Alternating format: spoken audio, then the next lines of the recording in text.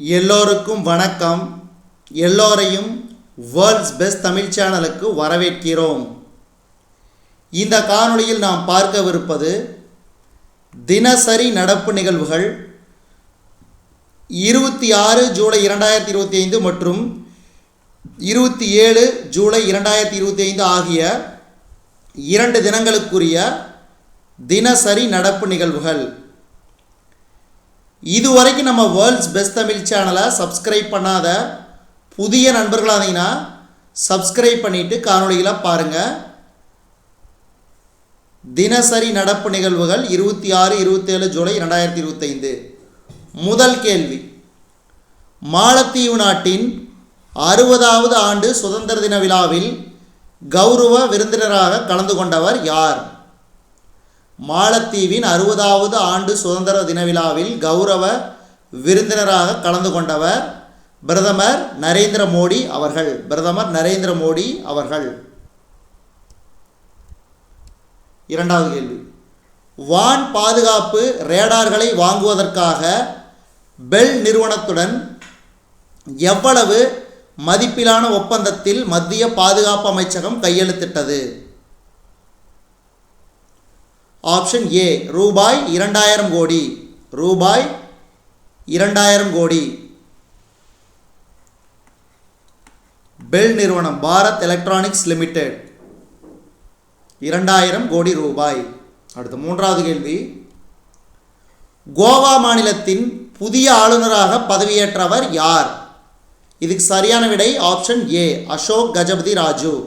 அதாவது 26 ஜூலை 2025 கோவா மாநிலத்தின் புதிய ஆளுநராக அசோக் கஜபதி ராஜு அவர்கள் பதவியேற்றார். அடுத்து நான்காவது கேள்வி, இலக்கை துல்லியமாக தாக்கியளிக்கும் வல்லமை கொண்ட P3 ரக ஏவுகணை சோதனை DRDO எங்கு வெற்றிகரமாக சோதித்தது? இலக்கை துல்லியமாக தாக்கியளிக்கும் வல்லமை கொண்ட P3 ரக ஏவுகணை சோதனை DRDO எங்கு வெற்றிகரமாக சோதித்தது? Option B, Kurnool. கர்னூல் கர்னூல் எங்கே இருக்குது? ஆந்திர பிரதேசம். மகேந்திரகிரி தமிழ்நாடு. பொக்ரான் ராஜஸ்தான்.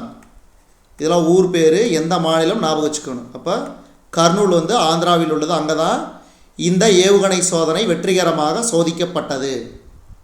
அடுத்து ஐந்தாவது கேள்வி, தமிழ்நாட்டின் தூத்துக்குடியில் சுமார் 4800 கோடி மதிப்புள்ள ரூபாய் 4800 கோடி மதிப்புள்ள மேம்பாட்டு திட்டங்களுக்கு அடிக்கல் நாட்டியவர் யார்? ஆப்ஷன் ஏ, பிரதமர் நரேந்திர மோடி அவர்கள். பிரதமர் நரேந்திர மோடி அவர்கள்.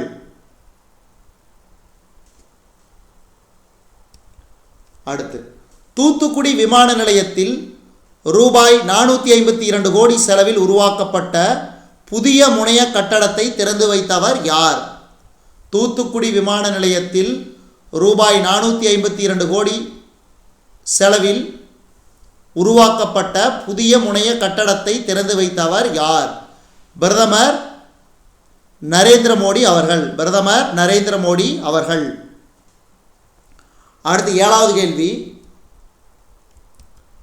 ஒவ்வொரு ஆண்டும் கார்கில் வெற்றி தினம் எப்போது கொண்டாடப்படுகிறது? ஜூலை 26. கார்கில் போருங்கிறது எந்த இரு நாடுகளுக்கு இடையே நடைபெற்றது? இந்தியா, பாகிஸ்தான் ஆகிய இரு நாடுகளுக்கு இடையே இந்த கார்கில் போர் நடைபெற்றது. இதில் இந்தியா வெற்றி பெற்றது. அதாவது ஜூலை 26 ஒவ்வொரு வருடமும் கார்கில் வெற்றி தினம் கொண்டாடி வருகிறோம். அடுத்து பாருங்க இந்த கேள்வி, டெஸ்ட் கிரிக்கெட் வரலாற்றில் 7000 ரன்கள் மற்றும் 200 விக்கெட்டுகள் கைப்பற்றிய 3வது வீரர் என்ற சாதனையை படைத்தவர் யார்? டெஸ்ட் கிரிக்கெட் வரலாற்றில் 7000 ரன்கள் மற்றும் 200 விக்கெட்டுகள் கைப்பற்றிய 3வது வீரர் என்ற சாதனை படைத்தவர் option C, Ben Stokes. England நாட்டைச் சேர்ந்த பென் ஸ்டோக்ஸ். இவர் 3வது வீரர் அந்த சாதனை படைத்தார். முதல் வீரராக கேரி சோபர்ஸ், இரண்டாவது வீரராக ஜாக் காலிஸ், இப்போது மூன்றாவது வீரராக பென் ஸ்டோக்ஸ் அவர்கள் இந்த சாதனையை படைத்தார். அதே மாதிரி அதாவது இங்கிலாந்தில் அதாவது தொடக்க வீரராக அதாவது 500க்கும் மேற்பட்ட ரன்களை எடுத்தவர் என்ற சாதனையை KL ராகுல் அவர்கள் அந்த சாதனை படைத்தார். அதே மாதிரி 500க்கும் மேற்பட்ட ரன்களில் KL ராகுல் மற்றும் சுப்மன் கில் ஆகிய இருவரும் அந்த வரிசையில் இணைந்தனர். அப்போ 500க்கும் மேற்பட்ட ரன்களை தற்போதைய விளையாடு வரும் வீரர்களில் KL ராகுல் மற்றும் சுப்மன் கில் அவர்கள் 500+ ரன்களை எடுத்துள்ளனர், அதாவது இங்கிலாந்தில். எய்ட்ஸ் நோய் பாதித்த மாநிலங்களில் தேசிய அளவில் மேகாலயா எத்தனையாவது இடத்தில் உள்ளது? எய்ட்ஸ் நோய் பாதித்த மாநிலங்களில் தேசிய அளவில் மேகாலயா எத்தனையாவது இடத்தில் உள்ளது? இதுக்கு சரியான விடை 6வது இடத்தில். 6வது இடத்தில். மேகாலயாவின் தலைநகர் ஷில்லாங். அதாவது APJ அப்துல் கலாம் கூட மேகாலயாவுடன் தொடர்புடையவர். ஏன்னா அவர் அங்கே உரையாற்றி கொண்டிருக்கும் போது தான் அவர் காலமானார் என்பது குறிப்பிடத்தக்கது.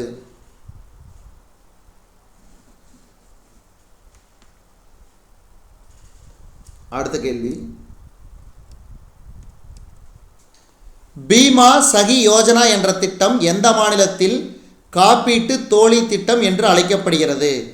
பீமா சகி யோஜனா என்ற திட்டம் எந்த மாநிலத்தில் காப்பீட்டு தோழி திட்டம் என்று அழைக்கப்படுகிறது? தமிழ்நாடு மாநிலம்.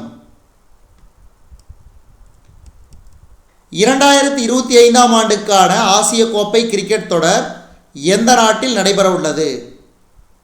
ஐக்கிய அரபு அமீரகம். ஐக்கிய அரபு அமீரகம். அதாவது இந்த தொடர் வந்து பாகிஸ்தான் நாடு தான் நடத்த இருந்தது.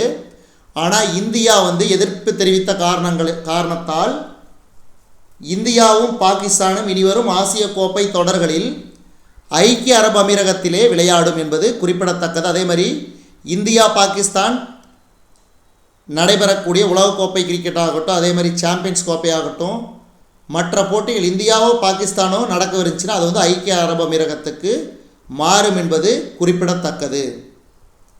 அடுத்து 12வது கேள்வி, நாடாளுமன்றத்தில் அதாவது இந்திய நாடாளுமன்றத்தில் சிறப்பாக செயல்பட்டதற்காக எத்தனை எம்பிக்களுக்கு சன்சத் ரத்னா விருது 2025 வழங்கப்பட உள்ளது? அப்போ சன்சத் ரத்னா விருது 2025 எத்தனை எம்பிக்களுக்கு வழங்கப்பட உள்ளது? 17 எம்பிக்கள். 17 எம்பிக்கள். அப்போ யார் யாருன்னு பார்க்குறோம் பாருங்க.